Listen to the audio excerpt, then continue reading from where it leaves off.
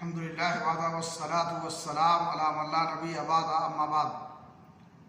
اسلامی بھائیوں، مسواک کرنا جہاں ایک طرف منہ کی صفائی اور پاکیزگی کا ذریعہ ہے، تو دوسری طرف اللہ رب العالمین کی رضامندی کا بھی ذریعہ اور وسیلہ ہے۔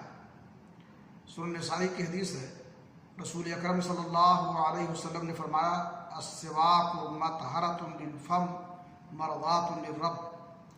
مسواک کرنا منہ کی صفائی کا ذریعہ ہے اور اللہ رب العالمین کی رضا کا بھی ذریعہ ہے، اس لیے مسواک کرنے کا اہتمام کرنا چاہیے، خصوصاً وضو کے وقت، نماز کے وقت، گھر میں داخل ہوتے وقت اور قرآن کریم کی تلاوت کے وقت، اور جب بھی منہ میں بدبو کا احساس ہو ان اوقات میں مسواک کرنا چاہیے۔ اللہ رب العالمین سے دعا ہے کہ اللہ تعالی ہمیں اس سنت پر عمل کرنے کی توفیق عطا فرمائے۔ وآخر الحمدللہ رب العالمین۔